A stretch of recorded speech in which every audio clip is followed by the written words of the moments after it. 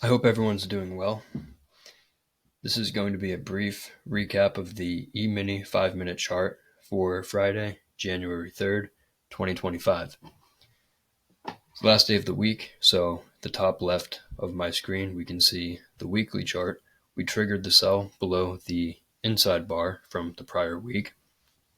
Bad sell signal, bad context, trading range, lots of overlap, and we sold off below the bar, but ultimately found buyers below, creating a double bottom with 2 weeks ago. So buyers below. But this week, does this bar look like a strong stop order signal bar? Probably not. We got the bear breakout. We retested the breakout point.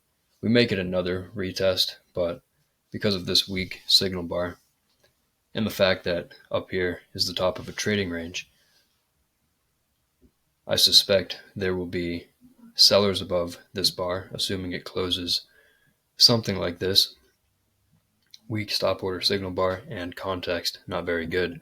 To buy above this bar on a stop order, stop below, 1x your risk, maybe you get to the top of the range. But I'm not sure it's 50. I'm not sure it's 60% that we're going up here before down here. Daily chart going into the day, we've had lots of two-sided price action, big down, big up, big down, double bottom, and look at the approach. Bars with tails below, indicating this is a channel on a smaller time frame.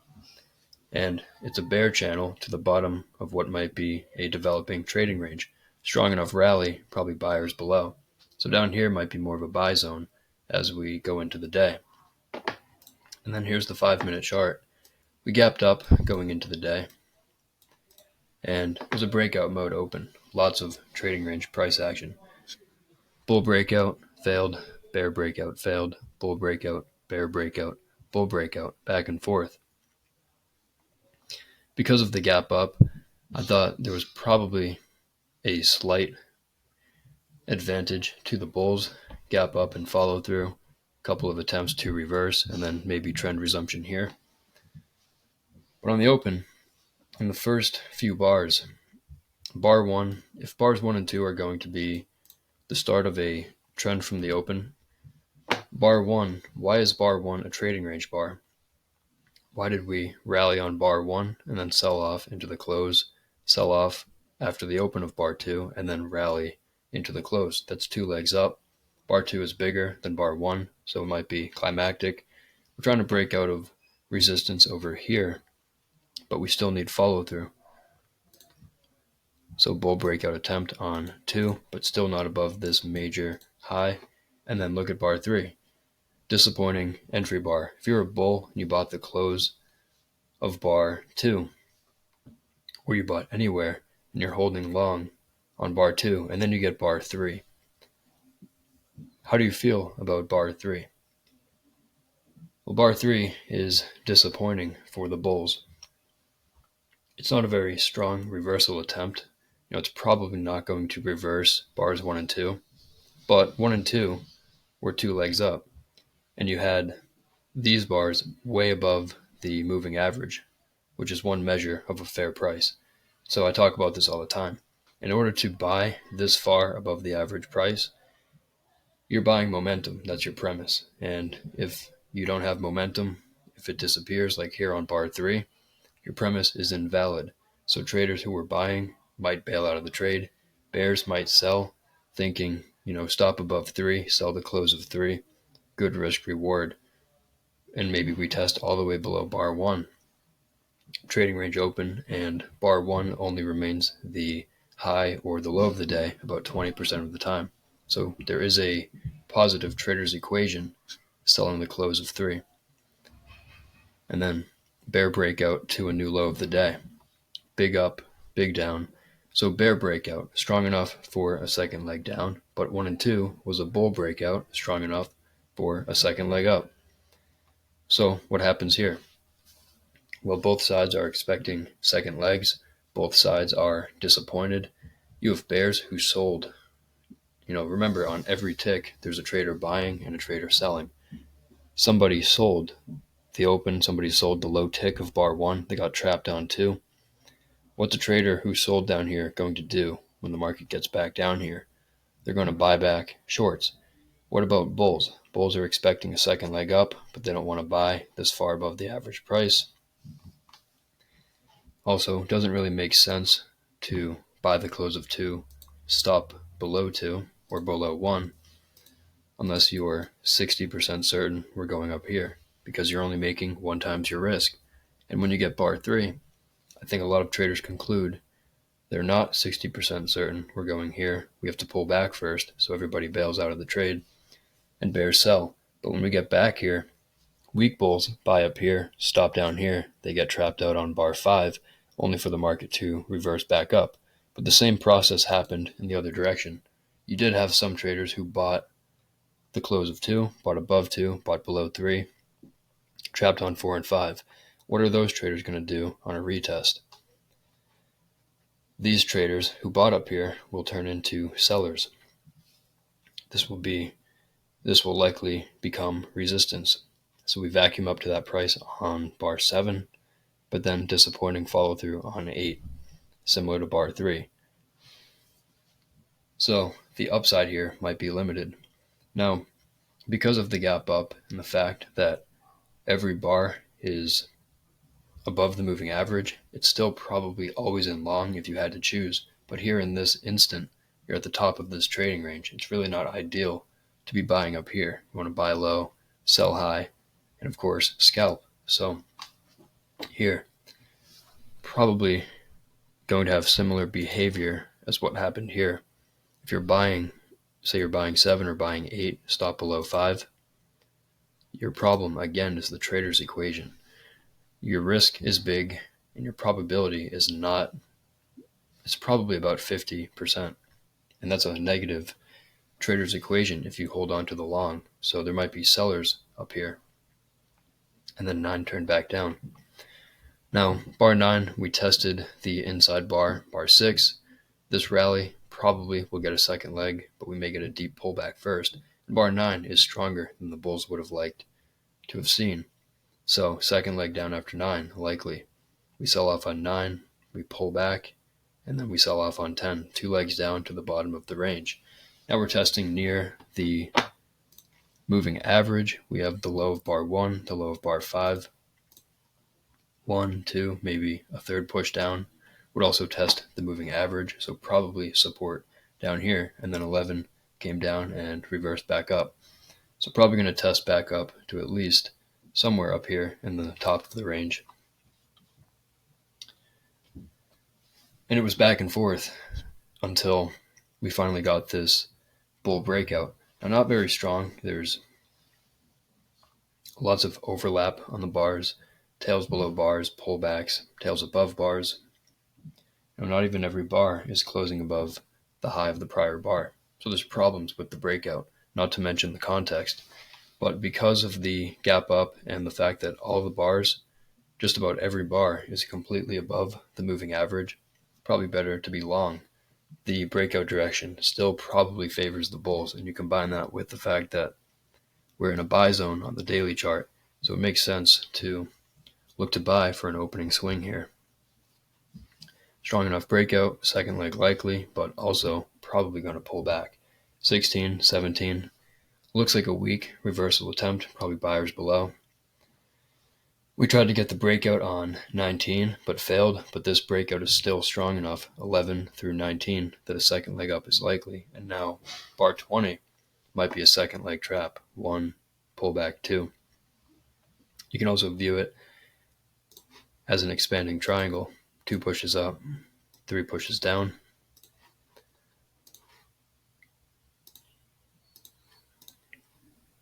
But the bears really need at least one more bar. They need, really ideally, bar 21 looks like bar 20, and it closes somewhere down here. Even if it does, now you're at the bottom of a trading range. So the bears, it's really hard for the bears to do anything convincing here, especially when they need one more bar, and then they get 21. So a disappointing bar for the bears, reversing possibly at the bottom of this expanding triangle, support at the moving average.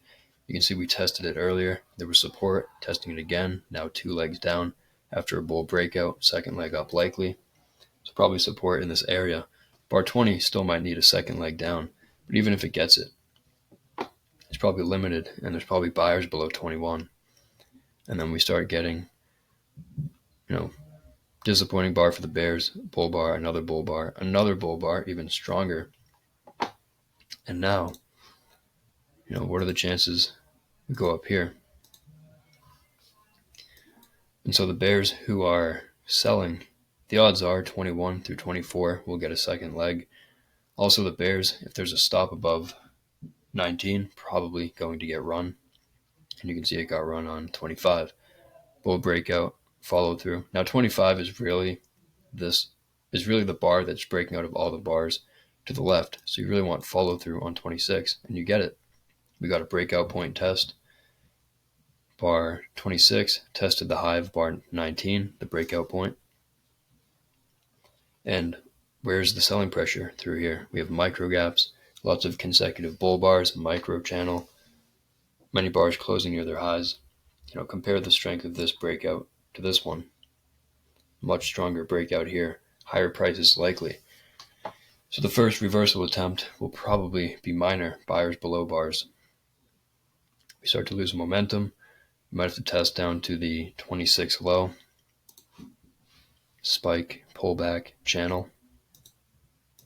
And that's about all I can really talk about right now. So I'll just go ahead and we'll see what happened. So you can see 1, 2, 3 legs down to test the 26 low, getting trend resumption. Weak reversal attempt. Is this a major reversal? No, it's probably a minor reversal. Bull breakout, pullback, second leg. So maybe one target for the bulls is a measured move of this bull flag. And ultimately, we reached it and didn't get too far above it before we found sellers and more trading range price action. So really, I also want to just talk about the trade I took today. And I forgot to mention the trades I took yesterday, and I think I'll make separate videos on those. But I really mean to talk about my trades. I just forgot to yesterday. And today I'm actually really kind of excited to share what happened today because I think it's worth sharing. You can get a lot out of it. I know I did. So back here,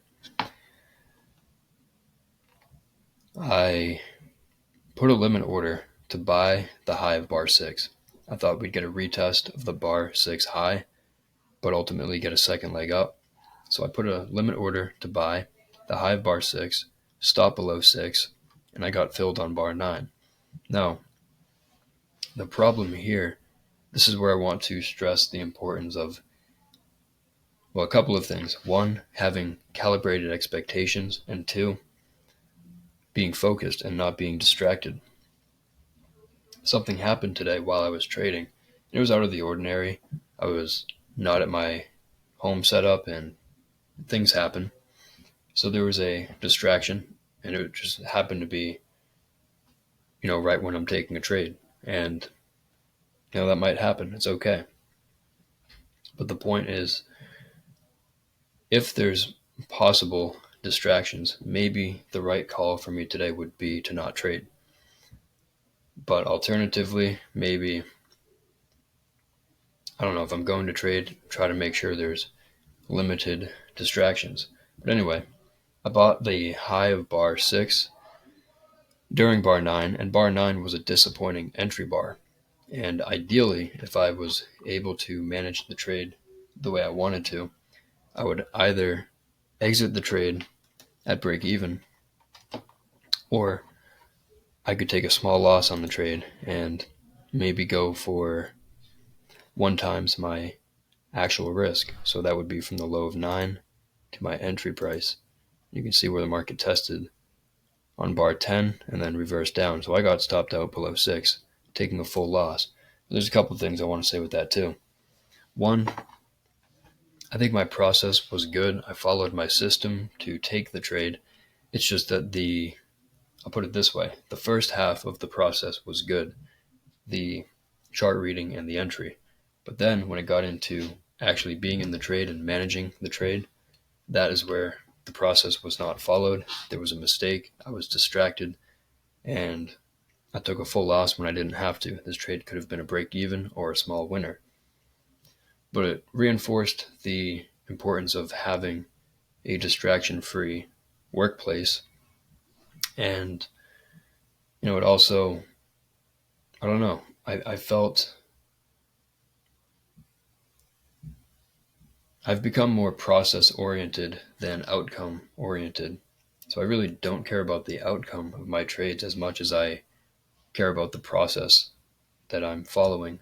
I really don't care about the outcome at all because I'm trading and I don't care size. And so for me, that is a size where it's not going to kill me if I lose, if I take a full loss on a trade as I did here. But it's enough that, I'm not trying to just throw away money. So I'm not trading one SPY share and just losing, 15 cents on a trade, whatever it is. The loss is meaningful enough that I want to try, but not so big that when I take a loss, even a stupid loss like this, it doesn't really affect me emotionally. So I think there's a sweet spot for the I don't care size, and I think that's really important for when you're learning. And I know it has been for me.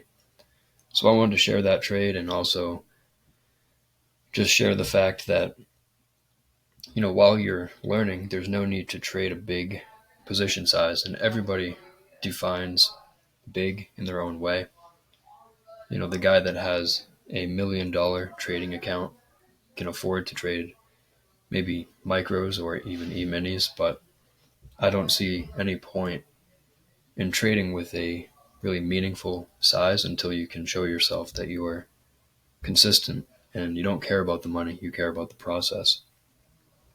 So today, ultimately, it was the trade itself I think was fine. It was just the management that was poor, but it was a learning lesson, and I take that with a smile on my face. So I look forward to next week, and I appreciate everybody for watching. Hope you have a good night, and I'll talk to you next week. Thank you.